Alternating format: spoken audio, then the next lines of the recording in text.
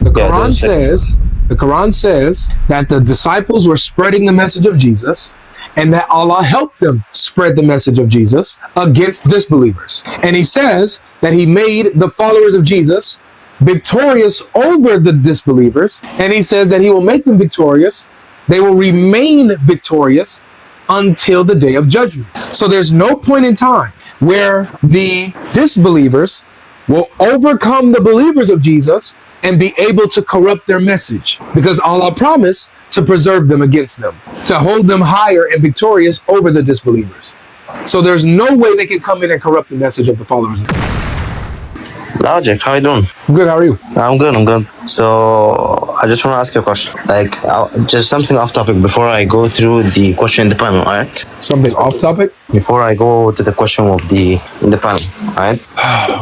What makes you think it's okay to come here and go off the topic that I have on the panel and put my topic that I have on the panel on the side and say we'll get to that later? Well, okay, I can go through the topic that you want, but alright, sure. We'll go through the topic, then I'm gonna ask you the question. Alright? Fair enough. Alright. So explain to me your question, because I don't understand it. It's not really a question. It's just a statement. It's an observation I made by reading the Quran that Allah made me believe in the crucifixion. Well, how though? Well, he made it appear that Jesus was on the cross, But when he really wasn't. Right? Okay, so first of all, bring the verse. Second of all, like, I think I know the verse, but it doesn't say that Allah made it appear so. It says it appeared so. Okay, you're right. It doesn't explicitly say that Allah made it appear so. It just says, but it was made to appear so. It was made to appear so. My question is this. And the verse is chapter 4, verse 157. My question would be this. Who made it appear so, that Jesus was crucified? Who made it look like he was crucified? Who made it seem like he was crucified? That tricked all those thousands of people. So, like, are you asking, like, did Allah predetermine it? Because there's a difference between predetermination and predestination. Exactly. I'm not asking about, well, no, but I'm not asking about determination. I'm asking about who did it. Who made it appear that Jesus was crucified on the cross? Well, it's probably the people who persecuted Jesus. Wait, wouldn't the people who persecuted Jesus want him to be crucified? Why would they trick people to make them think he was crucified? Wouldn't they want to crucify him actually? What do you mean? Like, okay, what do you mean by your question? Can you restate your question again? You said maybe it was the people who was persecuting Jesus that made it appear that he was crucified, right? Yeah. My question is, wouldn't they want to crucify Jesus in reality? Like, they wouldn't want to fake it. They would actually want to kill him, right? But what the point is, Allah actually switched Jesus with someone else because they wanted him crucified. Wait, who switched Jesus with somebody else? Allah. So it was Allah who made it appear that Jesus was crucified. But he didn't. But he didn't give the choice. You know, he didn't predetermine it. But he's the one. It was their free will to try to do it. He's the one exactly. He's the one who performed the substitution that tricked everybody, right? Not trick. I won't say trick. Well, okay. Was Jesus really crucified? I'll say no. And people thought that he really was crucified, right? Because they thought they were crucifying Jesus, right? I mean, I don't see any evidence from, your Bible that suggests so. It's not about my Bible. It's about your Quran. I know, but if you're so your Quran says that the people thought that they crucified Jesus, right? Yeah. And the reason why they thought that is because Allah tricked them into believing that, right? Not tricked. I won't say tricked. Well, that's what a trick is when you get someone to think he saved Jesus, something that's not. No, a trick implies where he promised something and then he doesn't do it. Allah didn't promise for Jesus to get crucified. Well, so that's not what a trick is. A trick is when you mislead someone into believing something that's not true. Wait, misleading? Alright, so okay, so what's your point? So Allah is the reason why people believed Jesus was crucified in the first place, right? I mean, I have no argument, so I can't make a conclusion right now, but it's not about you having to have an argument, just follow the logic where it leads. Allah is the one who substituted Jesus on the cross, thereby making people believe that they're crucifying Jesus when they're actually not. So this idea, this belief that Jesus was crucified was started by Allah's trick. He made us believe that he was crucified, that he was really on the cross when he wasn't, right? I don't know yet, but sure. Let's just go with that. Let's go for the sake of argument, sure. All right. So when that's the case, Allah tricked all of us into believing a false thing, which then birthed Christianity. I won't say about Christianity because Christianity Yes, it did. doesn't. Wait. The Christianity doesn't only depend on the crucifixion. It depends on many other things. Such as The Christianity, the crux of it, begins at the crucifixion of Jesus and his resurrection. Him rising from the dead. These people seeing Jesus alive and saying, "Hold on a second, we saw you get crucified," and Jesus is like, I'm alive. Here I am. Look, I'm alive. They swear up and down that Jesus then rose from the dead because they saw, or they think that they saw Jesus actually die because of Allah. I saw it like, okay, so we're now talking about Christianity, so of course we're gonna bring up, the biblical thought of crucifixion, right? We're gonna bring up, if we're talking about Christianity, of course we're gonna talk about how, the Bible talks about Jesus not being crucified. It doesn't say exactly where he was crucified. Each four Gospels doesn't say anything about him being crucified. So let's see, John chapter 19. All right, wait, John. After this, John chapter 19. Wait, which translation? Doesn't matter. Pick any one. I'm gonna start at verse. Use the ESV, right? Use the ESV, right? I use the ESV, yeah.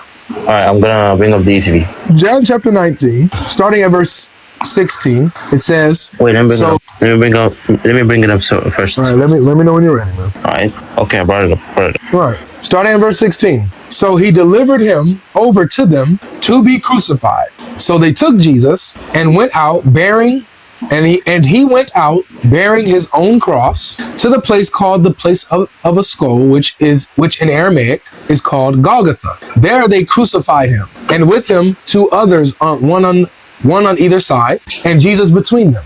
Pilate also wrote on the inscription and put it on the cross. It read, "Jesus of Nazareth, the King of the Jews." So, according to the Gospel of Jesus, on the account of John, Jesus was clearly crucified, right? Look, if I go to the part again, which part? Verse 18, bro. Verse 18. Why are you clicking? I thought you were already there. Yeah, no, I'm just highlighting the highlight. So you see the verse? Yeah, I see it. So according to the Gospel, the account of John, Jesus was clearly crucified, right? Well, yeah. So you're saying that's according to John, right? That's according to John's Gospel. Jesus was crucified, right? As we just read. Right? For now, sure. Until I do my research. Then sure. Well, this is the research you got. You're reading it from the horse's mouth. You're in John. It's right in your face. You got it on your screen. It says in verse 18. I'll let you read it. Can you read it out loud? What verse 18 says? Okay, sure. All right. So it says there they crucified him with two others, one on either side, and Jesus between them. All right. So according to this, Jesus was definitely crucified along with two other people, right? Yeah. I'll know. Yeah. All right, beautiful. Let's go over to Luke now. Go to Luke. Wait, before we go to Luke, is it okay if we just, look at John 19:17? Nope. Oh, yeah. Okay. You said none of the Gospels say that Jesus was crucified. That's what you said. So I'm showing you that all of the Gospels say that he was crucified. Well, I'll do my research, all right, but just bring the verses and then we're going to... I'm helping you do your research right now, man. That's what I'm here for.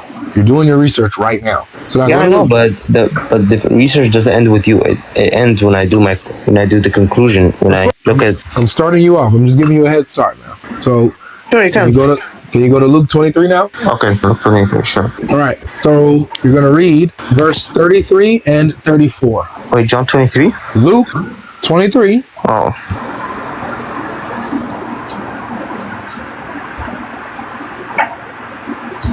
Luke 23, read 33 and 34. You there? Yeah, okay.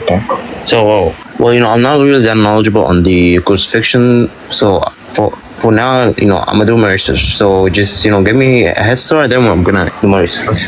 That's what I'm doing. Are you there at the verse? Yeah, okay.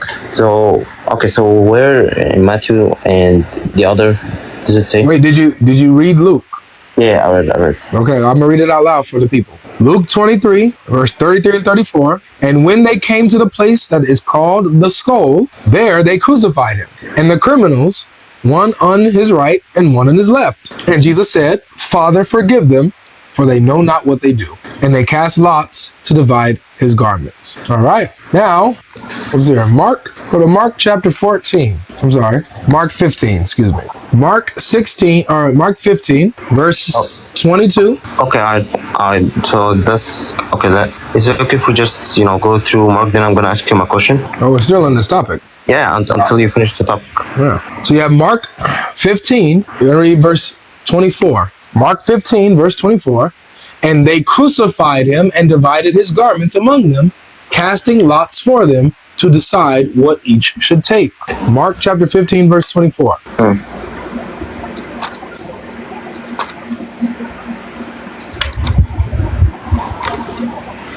Matthew, you're up, Matthew. All right, Matthew 27, verse 35. Matthew 27, verse 35. It says, and when they had crucified him, they divided his garments among them by casting lots. So all four gospels are consistent that Jesus was crucified and that the soldiers gambled over his clothing when they crucified him, which is a fulfilled prophecy in Psalm 22. Well, I'm gonna have to look that up, sure, but for now, so I'm not that knowledgeable on the crucifixion, so I don't have any comment on it. All right. So now is it cool if we go to my off-topic question? Well, let me conclude my point, and then we can go off. So I want you to understand why this is important. All right. So obviously, you have the Gospels that teach that Jesus was crucified, but then you have here the Quran saying, oh, well, no, it was made to appear so, and that Allah substituted somebody.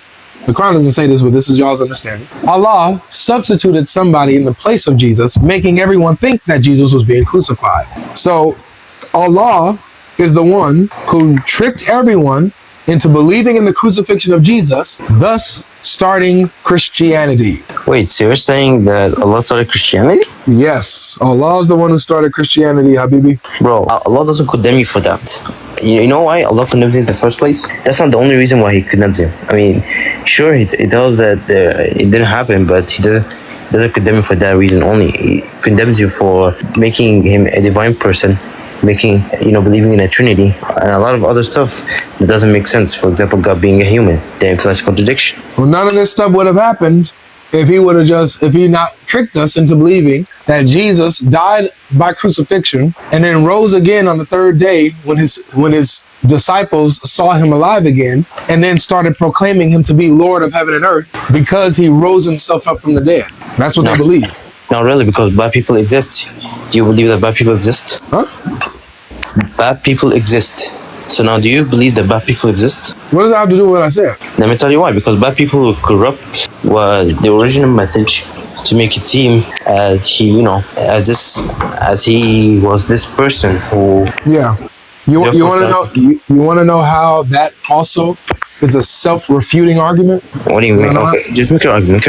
The reason why what you just said is absolutely detrimental to you as a Muslim is because the Quran says that the disciples of Jesus will remain victorious over the bad people. The Quran says that the bad people will never be able to overcome them. Can you bring the verse first? Yeah, it's chapter 61. Yeah. Verse 14. Okay, so now first of all, you're gonna have to, to prove that you got the things that the books that you guys have came from the original disciples. I don't have to prove that. Your Quran already says it. So which verse? Well, let's focus on one at a time. First, we're going to focus on how your Quran says that when the disciples are helping Jesus spread his message, that they will not be defeated by the bad people, that they will overcome the bad people and always overcome the bad people. The bad people will never be able to get in and overcome the followers of Jesus. Never. So Logic, are you saying that they will be victorious on this earth, or like on the day of on this earth? The Quran says here, this earth. Where? I don't see it. Chapter 61, verse 14. Wait, let me just bring up the verse. All believers stand up as... No, read it out loud so we can all hear it. There's no need for me to do that, but sure. Stand up for Allah as Jesus, son of Mary, asked the disciples, who will stand up with me for Allah? The disciples replied, we will stand up for Allah. Then a group from children of Israel believed, while others disbelieved. We then supported the believers against the enemies, so they were prevailed. Beautiful. So you see how it says Jesus told his disciples to help him in standing up for Allah, right? For sure. What does it mean to help in the cause of Allah or stand up for Allah? What does that mean exactly? Just probably to spread the message, or like... Exactly. You're absolutely right. You're absolutely right, to spread the message. So Jesus was spreading the message and standing up for Allah, and he asked the disciples to help him in standing up for Allah, which is spreading the message. So the disciples were also spreading the message, right, that Jesus gave them to spread, that Allah gave him to spread. And it says that the disciples of Jesus were victorious over the bad people, right? It doesn't say in this earth, and that they were victorious in this earth. So where were they standing up? Where were they standing up for Allah? In heaven? No, on earth. Very good. So, but that doesn't mean that they're victorious. It's gonna happen in this earth. It might happen in the next life. Come on, brother. Don't play these games, man. Don't play these games. That's basic Quranic literature, bro. That's not. There's not even there's no single scholar that even understands it that way. So please stop. All right. They're on earth. They're spreading the message on earth. So are they going to be successful in spreading the message, or will they be unsuccessful in spreading the message? Successful, but that doesn't mean that the message would stay until the day of judgment. The message... Okay, nice. It doesn't mean that the message will stay preserved until the day of judgment. Go to chapter 3. Chapter 3, ayat 55. This verse seals the deal. We all saw it coming. Okay, so what's... Okay, so you're saying because he said elevate. So, okay, make your argument. I don't misrepresent. No, just read the verse, and then you'll see what the argument is. Read the verse. Out loud, please, so we can all be with you. Okay, but after I read it, is it okay if you make your argument? That's what I just said. Okay, for sure. Remember I said, oh Jesus, I'll take you and raise you up to myself. I'll deliver you from those who disbelieved and elevate your followers above the disbelievers until the day of judgment. Then to me you'll all return, and I'll serve all your disputes. So what's wrong with this verse? So you see how it says that the disciples of Jesus, not just them, but all the followers of Jesus, will be victorious until the day of judgment, right? But victorious in what? In helping the cause of Allah, in what we just read in 61:14. Well, you know what you do? You just take some verses and then you put them together. That's not how it works. You need to read each verse in context before you make your argument. What was the... Okay, in 61 verse 14, the one we read prior, what were the disciples doing that Allah made them victorious in over the disbelievers? Trying to spread the message. Good. So Allah helped them in spreading the message, and therefore made them victorious over the disbelievers in spreading the message. Over here at 355, it continues the same thought and says that the believers of Jesus will be victorious over the disbelievers, right? Yeah. What's the difference? There is no difference. So it's talking about the same thing. The only thing that's different is that it gives you more detail. It says how long they'll be victorious, which is until the day of judgment. But victorious in terms that he will elevate them. And even the verse that says this, it says that they're uppermost above the disbelievers. How would they be uppermost above the disbelievers? In deeds, in ranks. No, it's not. It has nothing. What deed? Ranks. What ranks. deed? What deed? Good deeds. What good deed? Of them spreading the message. Boom! So them spreading the message is the good deed that elevates them and puts them above the disbelievers. So they're victorious above the disbelievers in spreading the message until the day of judgment. So there's not any point in time where the disbelievers, the bad people, will be elevated or victorious over the followers of Jesus. They can't get in and corrupt the message of the followers of Jesus, because they have Allah's help. But that doesn't mean that Allah, that doesn't mean Allah preserved it. That literally, if he didn't, then he's a liar. That's not. Well, okay. So make your argument, Kevin, because my alarm hit. So what? I'll make it very simple. The Quran says that the disciples were spreading the message of Jesus, and that Allah helped them spread the message of Jesus against disbelievers. And he says that he made the followers of Jesus victorious over the disbelievers, and he says that he will make them victorious. They will remain victorious until the day of judgment. So there's no point in time where the disbelievers will overcome the believers of Jesus and be able to corrupt their message, because Allah promised to preserve them against them, to hold them higher and victorious over the disbelievers. So there's no way they can come in and corrupt the message of the followers of Jesus. They can't do it. Logic, you know what you just did? You just jumped over the point. You built your argument, but then you jumped to the conclusion without making another argument. What you did here is that you tried to say just because just because they are victorious over the disbelievers, that means that the message is still preserved. But that's not what the verse say. You try to make conclusion based on false premises. Okay, I think that's it now. I'm go over my off-topic question. We don't have. I feel like intellectually, we reached a limit. Well, whatever. Okay. When you can't even accept what your Quran says, and then you have to make stuff up with what your Quran says. I'm not making stuff up, but sure. What can we do? How can I have a conversation with you? Okay, now can I go to my question? Does your Quran say that they'll be victorious until the day of judgment? Wait, didn't you just end the conversation? Thanks for coming, bro. Wait, I'll just go over my off-topic question first before you go. No. Okay, so would you... Too dishonest for me. Waste of time. Thank you for watching. If you've watched this far, I encourage you, don't just react emotionally. Think, examine, test the claims. Truth is not determined by volume, tradition, or majority. It's determined by what is true. If you disagree, that's fine. Bring evidence, bring sources, bring logic. But slogans, insults, and repetition are not arguments. The goal here isn't to win debates or humiliate anyone. The goal is clarity, consistency, and truth. If you found value in this, like the video, share it, and follow the page, because these conversations matter. And remember, faith that fears questions is not faith worth defending. See you in the next video.